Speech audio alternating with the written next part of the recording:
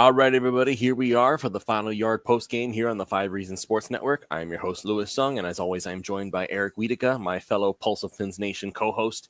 We are going to be talking about this because there's a lot to talk about right now, and it's a lot more than you might be thinking. I'm going to be very interested in seeing where this conversation goes. So real quick, we'll get started in just a moment. But now let's go ahead and talk about our sponsor real quick, the Real Estate Shoppe, the official sponsor of the 5 Reasons Sports post-game show.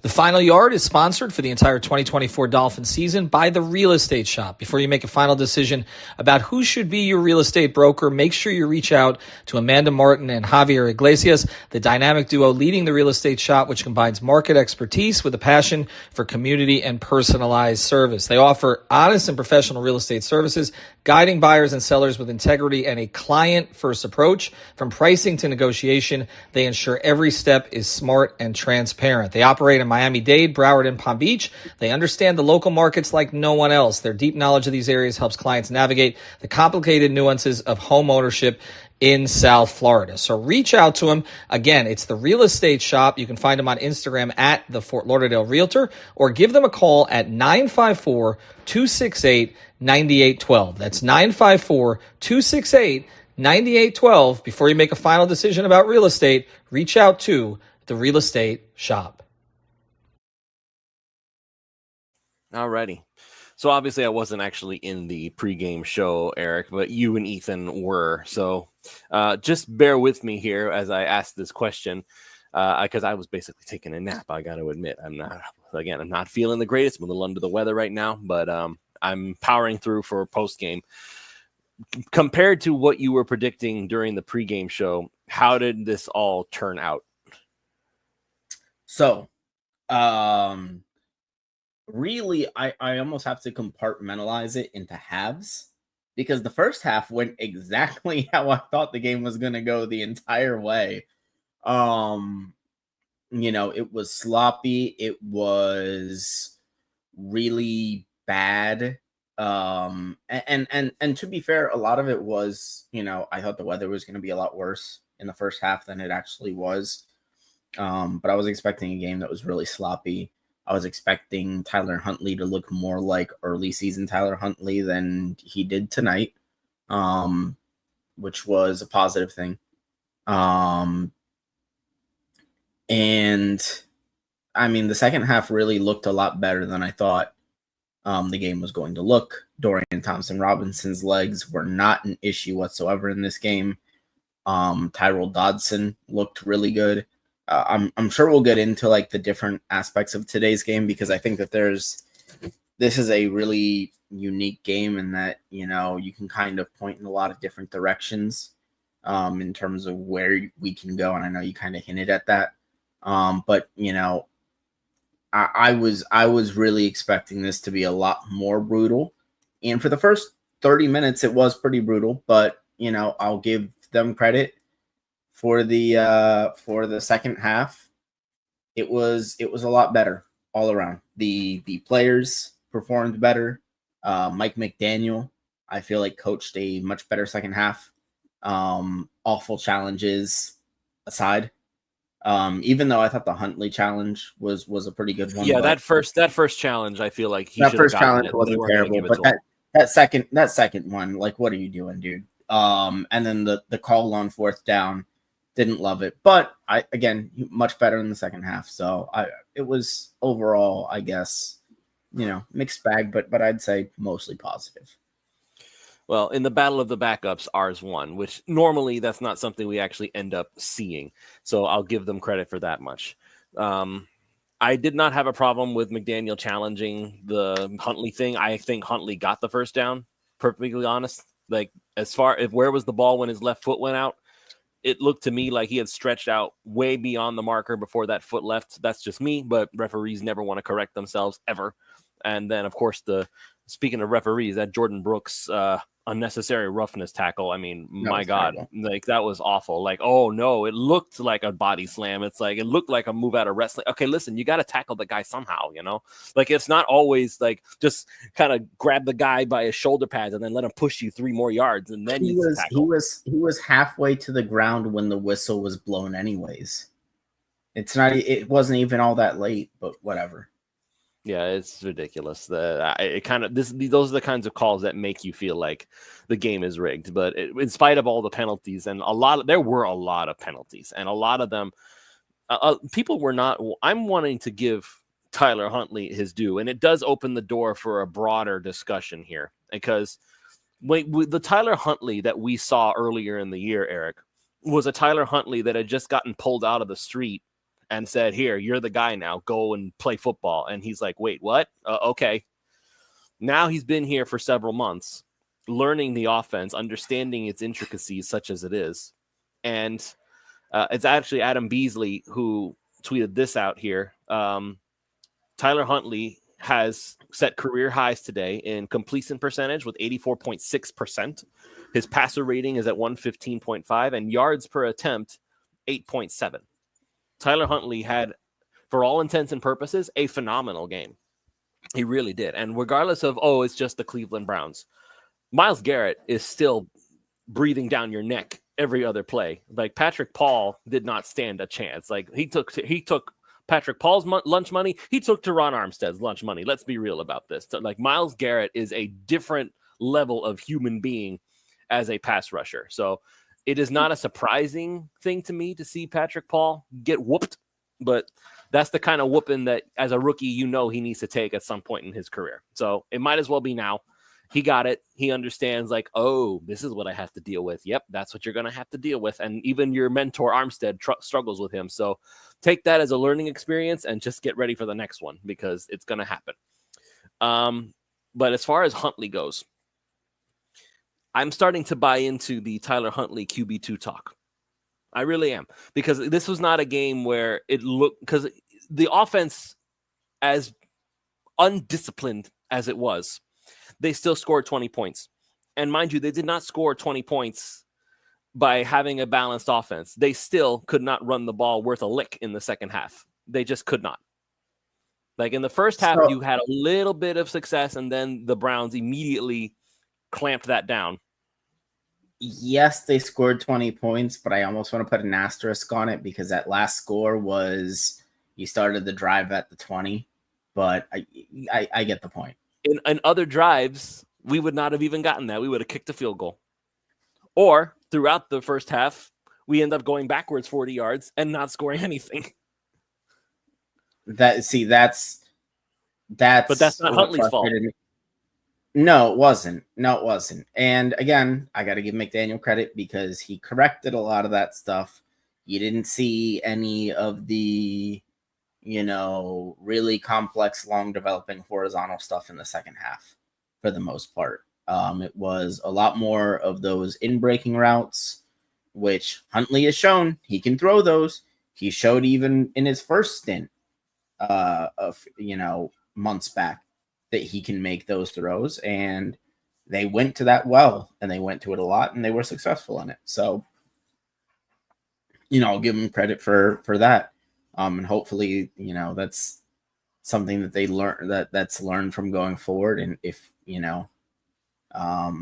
ever do have to play Huntley again or start him again, which at some point, whether it's this year, next year, whatever, they're going to have to do most likely.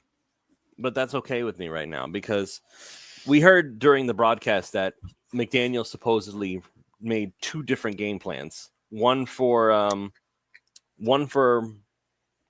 Tua, and then one for Tyler Huntley.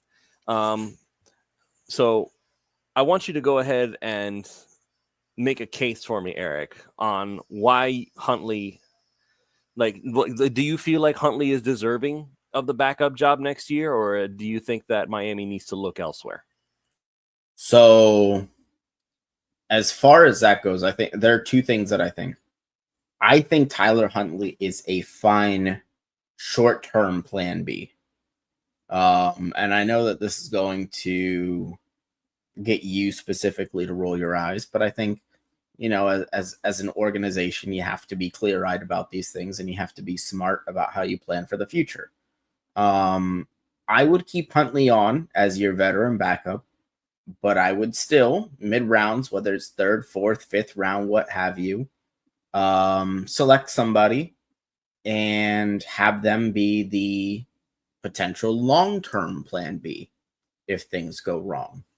I think you can do both, where maybe instead of Skylar Thompson being your emergency third quarterback or your third quarterback, I think I would carry 3 quarterbacks on the roster next year. I would. Skylar wouldn't be one of them. I would draft somebody, let him be the guy developing, 3rd, 4th, 5th round pick, and have Tyler Huntley be your immediate QB2, in the effort of, hey, Tua went down, but we still think we can win these games. We're still in that win now mode.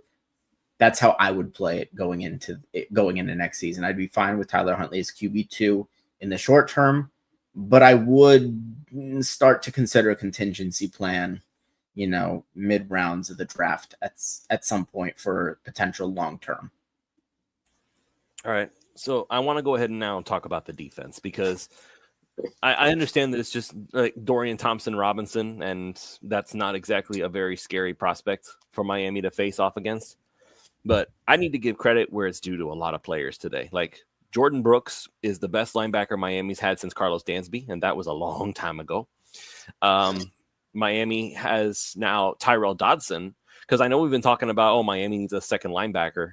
Dodson's playing very well. I wouldn't say that let's just stand pat, but I would say that he deserves more looks to see if he's somebody who is worthy of a starting job next to Jordan Brooks. Like he needs to get a fair shake at competing for that job next year, whether it's with another free agent or a young draftee, whatever the case. Dodson played very well today, and he deserves credit for that. We'll see what happens when he faces a quarterback and an offense that has a little bit more meat on the bone than Cleveland does. But you can only play who you play. Dodson played well. Give him credit for it. Got to give credit to, once again, Chop Robinson was getting pressures. It wasn't like he was around the quarterback all night long. He's not getting any credit for it, but he was there. Calais Campbell. Is there any way like we can get him on a 2-year deal and let him play until he's 40? Who knows? Maybe he's like so much like fine wine. Like when he's 40, he's going to like unlock another gear we didn't even know he had. Like this man is unbelievable. And I'm not going to say Zach Sealer had nothing to do with today. I won't do that. Zach Sealer didn't have any wow making plays today, but doggone it, man. Like him and Campbell together, you haven't missed a beat. And that's a credit to Calais Campbell for being on the same level as a Christian Wilkins together with Sealer. And Sealer doing what he does allowed Campbell to basically torment the Browns all night long. So that's the kind of impact that he has. Emmanuel Ogbah, another person who incredible depth piece. Like Miami moved off from him earlier this offseason saying, you know what, your contract is too fat. We can't afford you. Nobody decides to sign him. He comes back to Miami and proves that he is still a very valuable, if nothing else, a valuable depth piece. Maybe some team out there will see him as a starter. I don't know, but I would love to have him back next year because, again, you need soldiers. And for all the talk about Miami needs an overhaul, they're too old, they need to get younger everywhere. Miami has pieces. Jalen Ramsey is going to continue to be Jalen Ramsey. Everybody gets beat sometimes. I remember when Jalen Ramsey in his prime, he got beat a few times against Miami, no less. I still remember that there were some plays and we were like, oh my God, he beat Jalen Ramsey. It happens. Even the best of them get beat. And Kendall Fuller, one more year. And you have Storm Duck developing. You have Kader Kohu who can play every once in a while. You have Ethan Bonner, who finally got to touch the field. Oh my God, I couldn't believe it. Didn't have to do anything, but he was there. I still think you need to find another player, but aside from overhauling the safeties, which we do need to do, Javon Holland, like you want to talk about giving credit, I'm going to give anti-credit. Javon Holland, again, was a liability. He can't tackle. He can't cover. He can't. No, don't give me no. He fails at everything. All of a sudden, he's bad. He wasn't terrible today. He was not terrible today. Based on what? Well, no. He had a couple big misses in the first half, and then a lot of but he was also around the ball quite a bit at times today. He's always around the ball. That's when he makes his misses. That's the problem. He's trying so hard to get on again. I believe this. He's trying so hard to get on the highlight reel that he's not actually doing his job. So no, listen. I've been as hard as anybody on Javon Holland. I'm just calling it like I see it. He's had much worse days than today. Today was not one of his, oh my God, this is terrible days. It really wasn't. It just wasn't.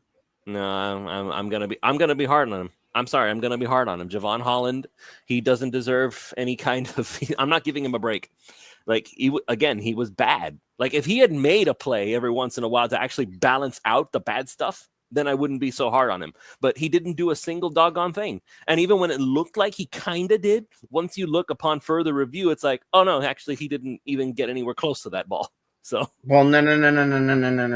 But just being in the sight line of the receiver there and getting close to that ball does something. Absolutely. And then he was also the guy that got the pressure on Dorian Thompson-Robinson. He goes a free pass rusher. Anybody can do on that. The second intentional grounding. Okay.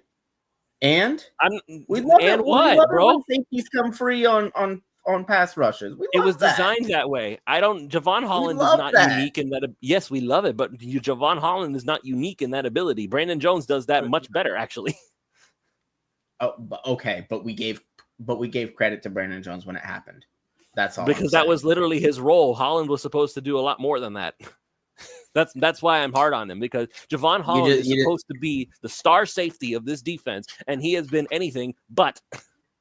Yes, in general, absolutely. But again, I don't want to get hung up on the minutia of just today's game. In the overall, I do agree with you. If you can bring back Calais Campbell as a player coach next year or something on the defensive line, I'm all just for resign it. Him. I gotta admit, I was kind of pissed off about how the broadcast was talking about Calais Campbell today. Like they made it sound like this agreement that he had with the Dolphins to cut him was like him begging to be released from the team. And it's like, oh, well, I don't know how Calais Campbell can be a I don't know how he balances being a captain when, he's asked to be released. He's asked to be released if they're eliminated from the postseason. Listen, I'm not playing that game with him. Don't make it sound like he's just asking out. He was not. He is the ultimate team guy. He's playing just as hard as he ever has. Jordan Brooks is a tone setter for the defense. Mm-hmm. If you give me 9 more Jordan Brooks on the defensive side of the football, I'll tell you what, those softness accusations are out the window. Jalen Ramsey has not lost a step. Quarterbacks just don't throw at him this year. They just don't. Emmanuel Ogbah, he's a really nice piece.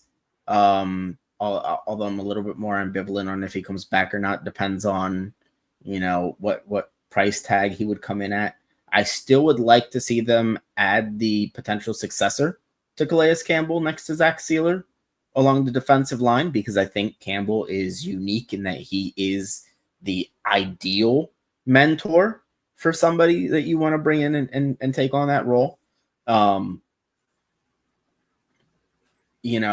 I think, was fine today. He was still generating pressures, but he wasn't, getting to Thompson Robinson, but he's not going to have a 3-sack game every game. To expect that out of him, I think is a little too lofty right away. He's still having a fantastic rookie season. We have a tendency as fans to set expectations. Yeah. I mean, he's had a really good 6-game stretch, and he's been as good as anyone in football in that time. But, he's a rookie. He's going to have games where, he doesn't get a sack. It happens. I think the other guys along the defensive line, Benito Jones, Deshaun Hand, had really good games today as well. There were a lot of those run plays where number 95 and number 90 were in on those plays. And I like defensively, man, I just really hope Anthony Weaver sticks around, because if he's doing this right now, and I understand that it was Cleveland, and I understand that they're probably tanking and that their offense sucks, but for just in general, what they've done with the defense this year, with considering that how important we heard safety play was from the offseason onwards in this defense, for them to still be a top 10 unit despite having bottom 10 safety play in the NFL is really, really impressive out of Anthony Weaver. And I really do hope that he comes back. Yeah, I mean, along the defense, Tyrell Dodson, as you mentioned, really good player, much quicker than Anthony Walker, which I can appreciate. Although I still wouldn't mind bringing Anthony Walker back as the third linebacker. I think he's fine in that role. That's what he was supposed to be this year. He wasn't supposed to take over for David Long, who, by the way, David Long failed his physical with Tennessee, so he's officially back on the market. So if next year he's feeling healthy again, maybe we can revisit that. But apparently he's so hurt that he's failing physicals, so maybe that's part of the reason why. I have a feeling that relationship probably isn't very good. Fair enough. But I mean, I would argue though, real quick, how strong was the relationship with Miami when you get cut because your contract is too high, and then you have to come crawling back because nobody wants you as Emmanuel Ogbah? I mean, it doesn't seem too unhealthy to me. Well, the Emmanuel Ogbah thing was, I think he got paid more than he had ever really was worth to begin with that big contract. And so it was probably hey, I appreciate that you even gave me that contract in the first place. I understand this is part of the business. Because he was training at the Dolphins facility while he was a free agent. The relationship can't be that bad if that's what's happening. So I don't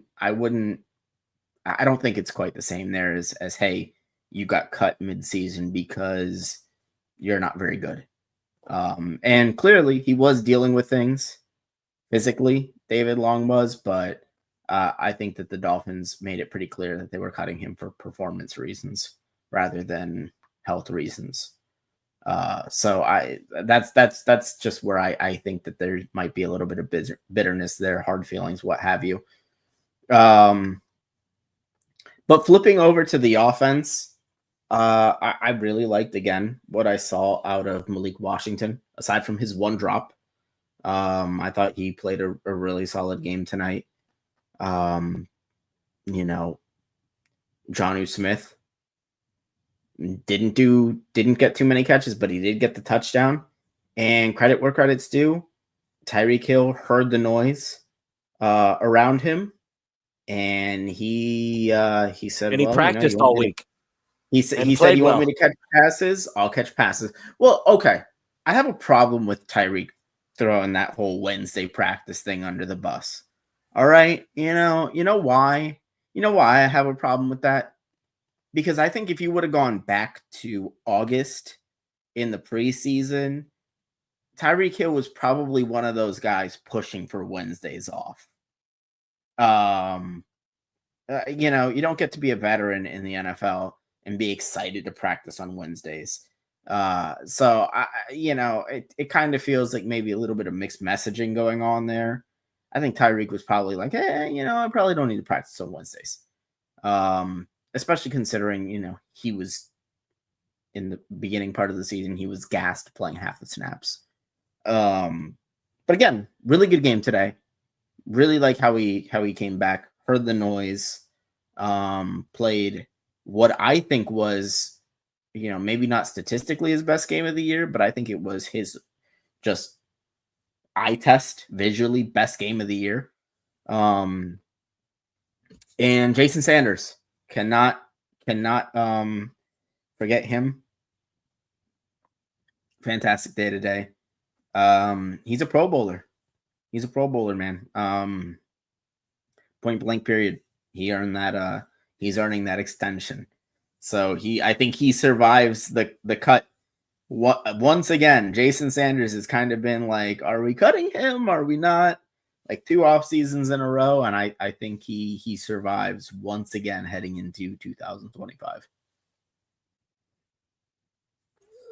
Jason Sanders deserves everything.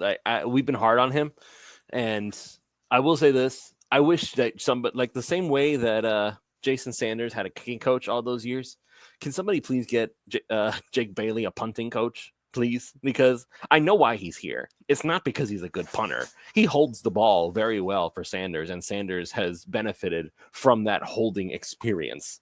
So I get it. I understand it. I learned that the hard way about how important it is to have a holder that actually knows what the heck they're doing. So I pulled up that when I wrote that article and spoke with Brent Gradlichov all those years ago, I learned why it was important. But doggone it, man. Why can't we have both? Why can't you be good at both things? Hold the ball for Jason Sanders, and also when we need you to punt, don't shank it off the side of your foot every other punt. My God, I'm getting Matt Hawk vibes from that. I mean, to be really fair though, specifically in that second half where he really kind of shanked the punt, like the weather was really bad, dude.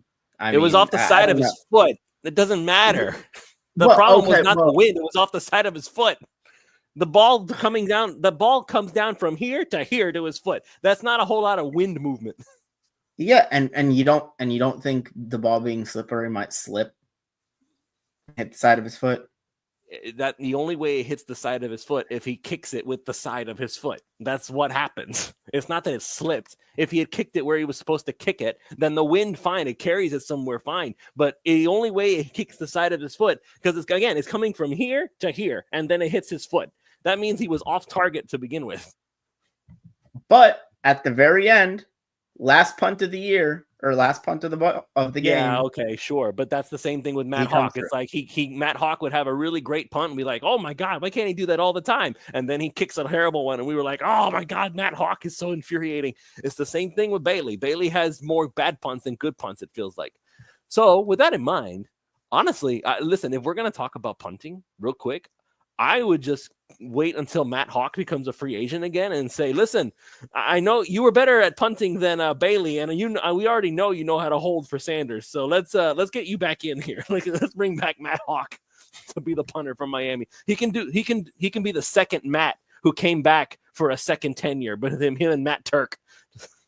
So Jake Bailey this year, 48.1. average yards per punt. Matt Hawk, 47.0. But who is Matt Hawk punting for? Buffalo. So for him, it doesn't matter because Josh Allen is a superhuman being. So, well, okay. So no, okay. So more than likely, every time Matt Hawk has to punt to something, he's probably not punting from all the way in the back of his end zone. He's probably punting in the middle of the field most of the time. So yeah, his average is going to be lower because you don't have to punt very much. And when you do, you're not punting very far. I'm just saying, having better numbers while punting the ball more, there's more room to make mistakes when you're punting the ball more. Can you look up the average of where Matt Hawks has to punt the ball? Like how often does he punt all the way back there compared to when he has to punt near the middle of the field and it's just too far for the field goal kicker? Yeah, I wouldn't. That's a number I want to see. I wouldn't be able to tell you roughly where he's punting from on average. That's a Hussam question. I can tell you Jake Bailey has over twice the amount of net yardage. Which could probably means that he's punted probably twice as much as Matt Hawk has, which makes me pretty sad. But we're being a little bit more positive today. No, I'm positive. Listen, I'm happy. The games with matter another week. Like I actually have some beef real quick that I need to address. In-Date talks about build the trenches that the quarterback just has to be competent. That's something I can agree with. Then it's the second part until you can get a high-end quarterback. Miami has a high-end quarterback. It's just not a superhuman quarterback like Josh Allen and Lamar Jackson and Patrick Mahomes. They are 3 of 3. There is no one else. They are 3 of 3. They're the only ones who exist. Who's 4? Don't give me Joe Burrow. Joe Burrow. Yes. No. Yes. No, I'm giving you Joe Burrow's not Joe Burrow's not superhuman. Joe Burrow's not superhuman. No, Joe Burrow is not a superhuman. Joe Burrow has missed more games than Tua. There's a fun fact for you. Joe Burrow has missed more games than Tua. Are we talking about quarterback play, or are we talking about their ability? Because I'm talking about quarterback play. I'm talking about the fact that he's somebody who can literally do all the things all the time, and you never can know what he's going to do on any given play. Is he going to run for 30 yards? Is he going to throw it a bomb? Is he going to dump it off to this guy? Lamar Jackson, Patrick Mahomes, and Josh Allen. They're the only three who can do that. Joe Burrow is much more of a pocket passer than any of those three guys. That's when I talk about superhuman, freak athlete. These guys can take a hit licking and keep on kicking kind of players who literally just do no wrong kind of quarterbacks. Listen. This is taking a left turn. I apologize. No, it's not, because I want to get to this, but go ahead. But you can't. Okay, we complain about the Dolphins' offensive line. We complain about come on, dude. He's got 42 touchdowns, 8 picks, over 4,500 yards with his offensive line. If he had a good offensive line, he might be having statistically the best quarterback season of all time. He has but he has some really good targets that are actually larger than Tua's. Tua has a much smaller margin for error than Burrow does. Tua, you can't tell me it's not right. You can't tell me that's not wrong, right? You have Jamar Chase who can go up and get it. You have T. Higgins who can go up and get it. Chase is not much bigger than the two guys the Dolphins have. He's like 5'11". T. Higgins and Mike Gesicki will definitely give you. Specifically T. Higgins. On a side note, if Tyreek Hill saves you $19 million, they're not. Listen, McDaniel will not let Tyreek leave. He won't. He won't. If McDaniel is in fact the one who ends up surviving, assuming that Greer doesn't get brought back too, because I'm still not. I know what the 3 yards per carry guys think. I'm sure they've talked about it in their shows and whatever. My personal opinion, and maybe there's some arguments about it, but my personal opinion, Greer's going to end up surviving, and so is McDaniel, because Greer is going to be able to run on. Look, I managed to draft Malik Washington. He had one mistake today. He had the drop. Yep. He managed to draft Patrick Paul, who, again, he only looked bad today because it's freaking Myles Garrett. Teron Armstead looked bad today against Myles Garrett. So you can't really say much about that. Everything else, he's looked pretty good. Hey, look, I managed to draft this other guy. I'm literally blanking. Chop Robinson. He drafted Chop Robinson. I do want to touch on what Coach Eric said about the first sack that Garrett had not being on Patrick Paul. I don't really think either of Garrett's sacks were completely on Paul. To his point, it seems like Jones kind of. Oh, Robert Jones sucks. Yes, essentially. And then the second one, Tyler Huntley kind of stepped up right into that sack. So I thought Patrick Paul overall, on just a rep by rep basis against Garrett, was all right. Obviously, he had the really bad holding penalty, but I don't think it was. It didn't look as bad as it could have looked, I think, for a rookie versus Myles Garrett. Yeah, it could have been worse. So obviously, it could have been worse. We could have lost. They wouldn't have been able to score anything. Then Jay Seymour talks about Lewis really wished that Tua played tonight. No, I didn't say that. I literally said that, listen, if this guy is hurt and he can't move his hips, then there's a problem, and he shouldn't try to force him out there just to run on his arm. And by the way, if he ends up getting hurt worse because his hip is already hurt and he goes down against Myles Garrett, you're going to have problems. So this game against Cleveland, that was the perfect time to bench him if you're going to bench him. And by the way, Campbell came out on the press conference literally just a few minutes ago and said Tua wanted to play, and the coaches basically vetoed his ability. But firstly, I don't think that really matters. At least not to me. I'm sure to some people it does. That doesn't really matter to me. But the question that I would pose to you now is, what do you do about the quarterback room next week? Say Tua is 90%. If Tua is 90%, I play Tua. There's no ifs, ands, or buts. This is playoffs on the line. I agree with that. If Tua is able to play, he should play. Obviously, today he was not able to play. Like, there were concerns about his hips swelling up like a balloon. It's like, okay, I'm not going to force him out there like that. Let me pitch an idea to you. And I want to know what you think about it. And we know McDaniel does this. He likes to do this every once in a while. Tua's active, but he's not starting. If things go sideways with Huntley, you bring Tua in. But that way, if things go well, you rest him, you preserve him, fine. But if things start to go sideways, you bring Tua in, he wins the game, you're fine. But that's how I would play it, just to be absolutely certain that he's going to be healthy. I would, because I saw enough from Huntley that I'm pretty confident that they could beat the Jets without Tua. Obviously, you don't want it to get to that point. So I would start Huntley, have Tua be the backup in that situation if he's not 100%. And if things go sideways, slide Tua back in there, get a couple scores, win the game.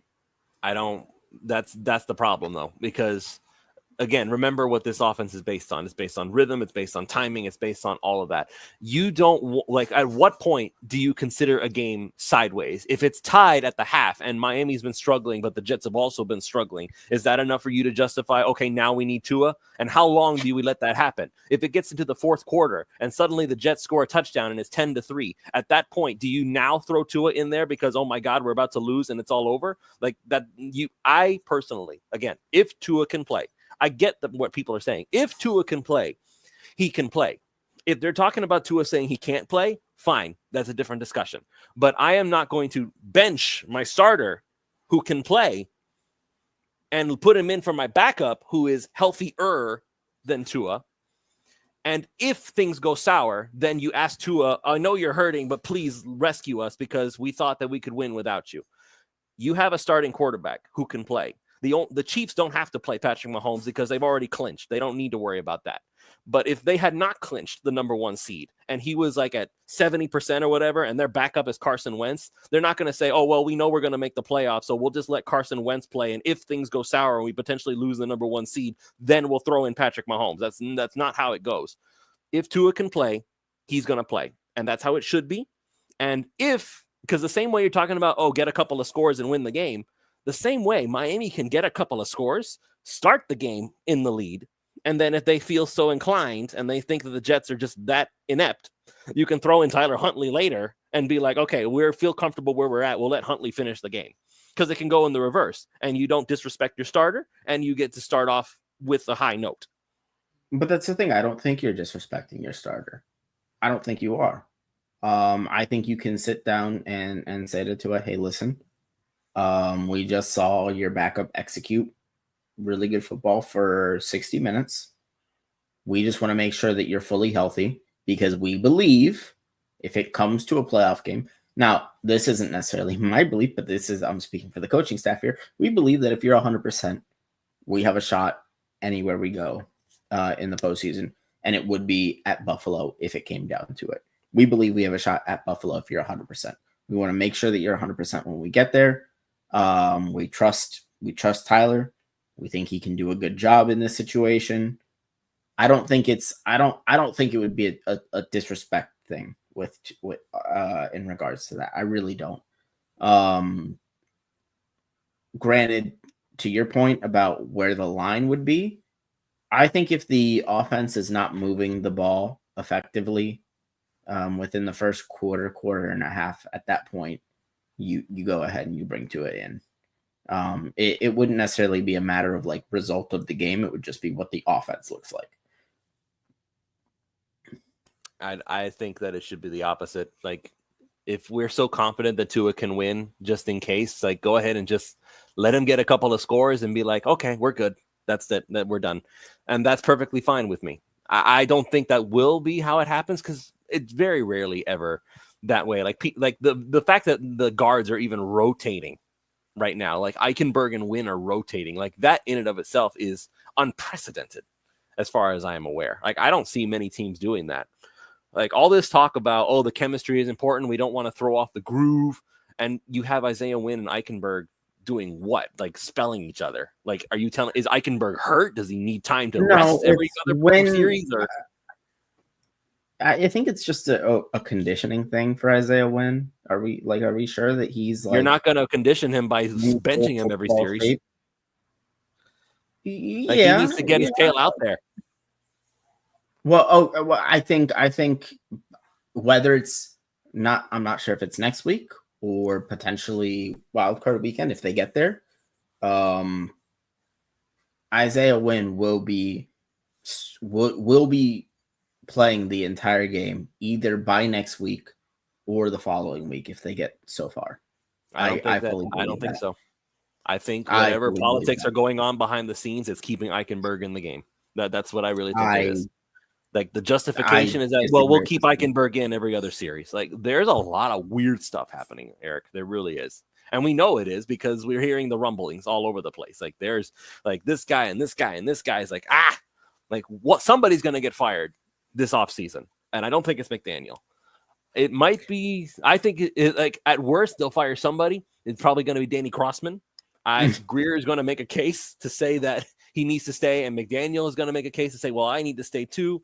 And they'll say, you know what? Fine, you two sort out your issues and figure it out. But that's somebody has to take a hit. And Crossman, listen, special teams is bad, man. Like Saran Neal was a special teams ace in Buffalo, and he made 2 straight penalties on 2 straight drives on special teams. I am not okay with this. Crossman is bad at his job, bro. Yeah, no, he definitely has to go. My only question is, in that case, if it comes down to a power struggle, what have you, who's going to be the adult in the room making that call?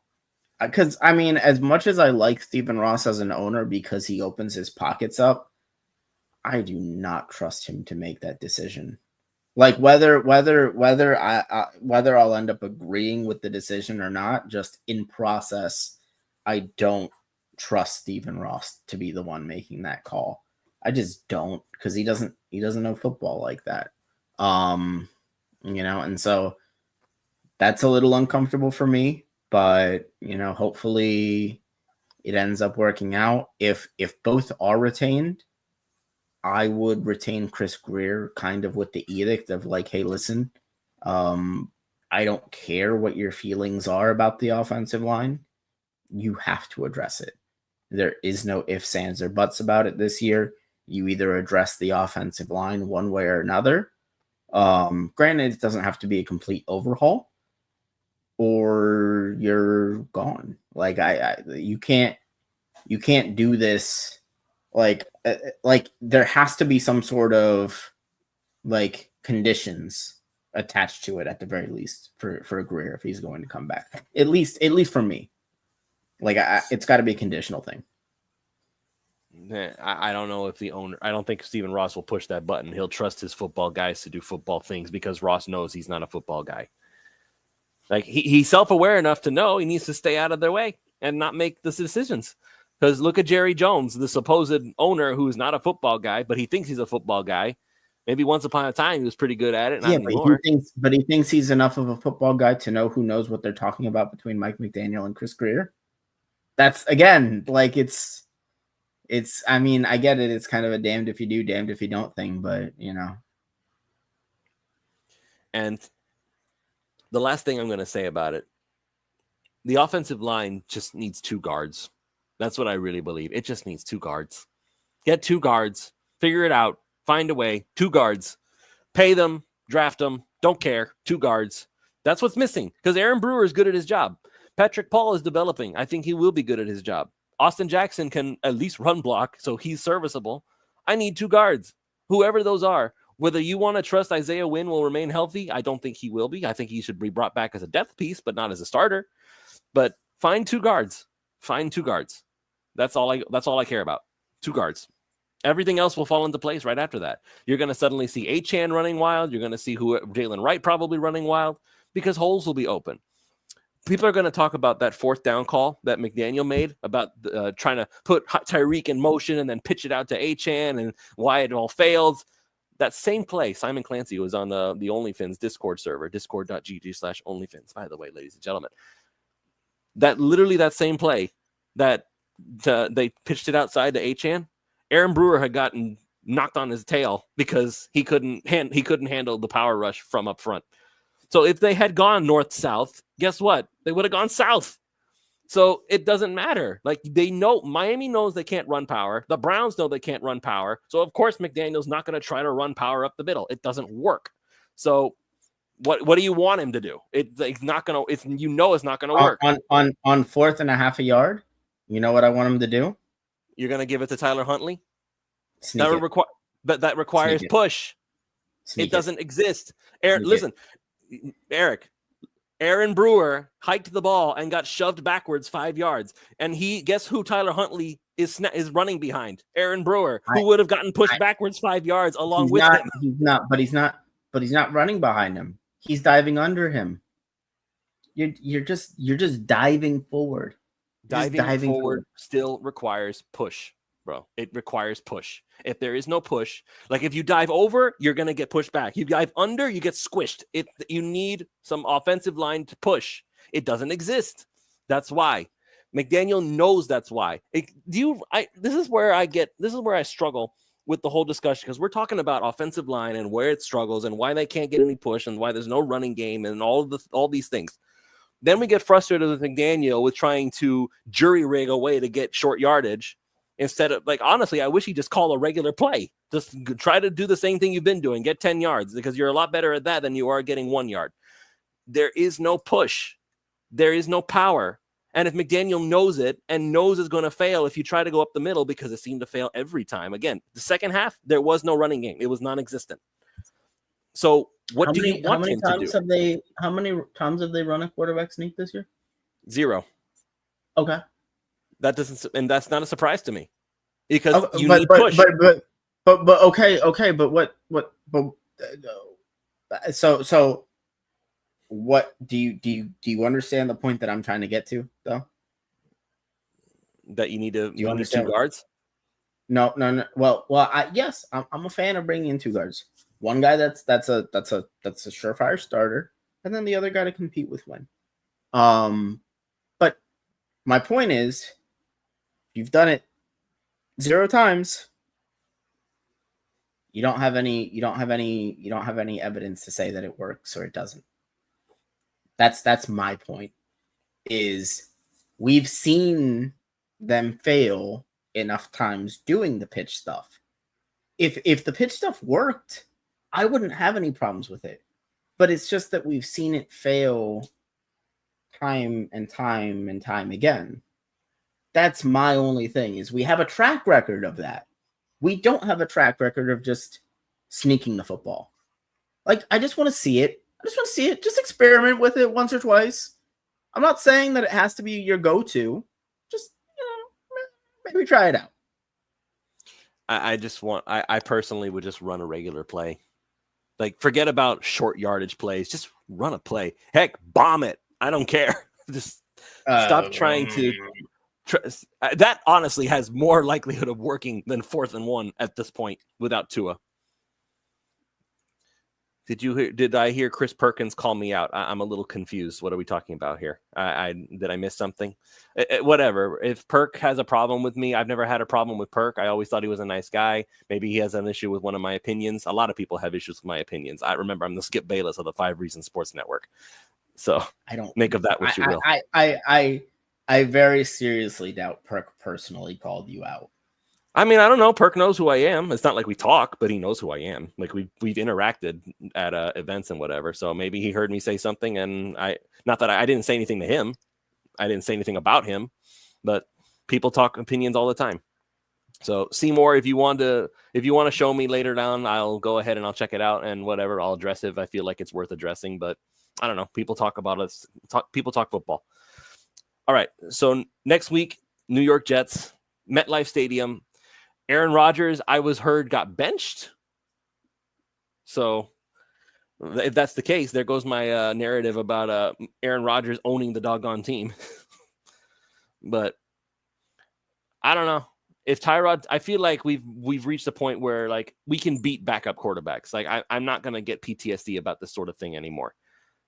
If it's Tyler Huntley versus Tyrod Taylor, I don't know. Part of me feels more faith in Huntley at this point, because at least I already saw what Huntley can do, and based on what I'm hearing from McDaniel, who is saying I don't know if Tua is going to play or not, I'm already bracing myself for Huntley to play against the Jets, which the Jets are awful. Well, so again, I mean, we know Mike like.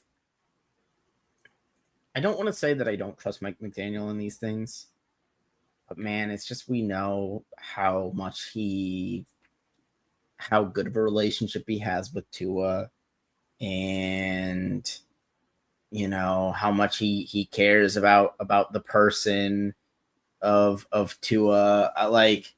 I just think he's always going to err on like the I want to be super cautious side.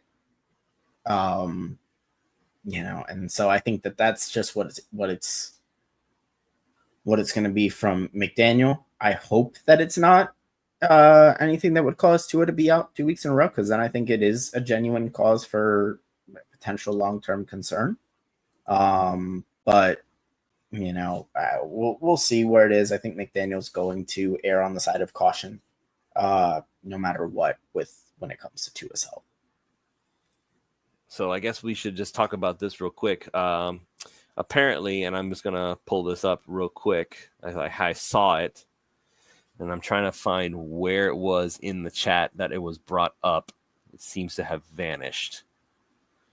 It was basically, I'm trying to find it. It was betting odds. There it is. Yeah. Dolphins open as 2.5 favorites, and the Broncos are 9.5 favorites. So basically, Kansas City is benching as many starters as they possibly can. We already knew that Mahomes wasn't going to play. It was going to be Carson Wentz. Part of me just feels like that's a little disrespectful. It really does. Because as far as I'm aware, isn't Denver? No, Denver's not eliminated yet. They're not. Indianapolis is. Indianapolis is eliminated, yes. Yes. Jay in the chat is saying sitting starters for 3 weeks is dangerous. So, I mean, I get it, the rust aspect of it. I can't imagine they're going to bench everybody. No, like it's already been reported by Schefter that they're benching the starters next Sunday. Well, there's only so many starters you can bench, though. Like somebody's got to play. I think that that's a trap. Number one. If I were to even have an inkling on betting that game, I would say that I think Kansas City probably covers 9.5 points. I think that is a little ambitious. I think it's Kansas a lot City more hasn't based scored. on Kansas City, they've only scored 30 points once all year, right? Right, but I think it's also just based on Denver itself having been the Chiefs like Achilles heel the last 4 or 5 years. Like they've had a thing where they just winning in Denver has been difficult for them. So I understand it from that perspective, but I don't think it's going to be like Denver blows them out. It's in Denver next week. For somebody, I saw somebody was asking where's that game next week. It is in Denver. So it's going to be. I understand from that perspective, but I don't think it's going to be like Denver wins by double digits. I can't see that. But you do think Denver wins and Miami's out? Yeah, my inkling would be Denver wins. Yes. I think Denver's defense is good enough to win that game for them. All right. Well, all we can do is let Miami try to do their thing and reevaluate after. If Miami gets lucky and they make it to the playoffs, we're talking for another week instead of going into off season. If Denver wins, then listen, for all intents and purposes, Miami did everything they could. They tried to finish the year strong. That's something they haven't done lately. They usually falter at the end of the finish line and they end up backing into the playoffs. They if they don't make it, but at least they'll have won the last couple of games. All you can do is just say, well, that's something, right? If Tua had played the 4 games, he wasn't concussed. And I know the old saying, if my aunt had, she'd be my, I'm trying not to get demonetized here, but you all know what I mean. So we're going to go ahead and call it here. Have we decided what we want to do for Pulse? Do you want to do New Year's Eve? I don't think we do. I mean, I don't mind it just because we do from 7:30 to 8:30. and I think most people do their plans afterwards on New Year's Eve. But if we want to do like a New Year's Day thing, I'm down for that too. I will get with Ron and we'll figure out when the best day to do it is. So with all that being said, once again, ladies and gentlemen, Miami has won. They are 20-3. So check out the Real Estate Shoppe if you're looking for a new place to stay down here in South Florida. They'll get you something affordable. Make sure that you go to all these, the Real Estate Shoppe. That's PPE. It ends with PPE, SHOPPE, the Real Estate Shoppe. Tyler Huntley is making a good case for him to be himself to be the backup next year. So if he does it again next week, which I have a sneaking suspicion he will, then I'm good. I'm happy with it. We'll see what happens. We'll see you all next week, and we will keep you posted. Keep an eye on my Twitter at Louis D. Sung, and I'll make the announcement for when Pulse of Fins Nation will go live next week. Good night, everybody.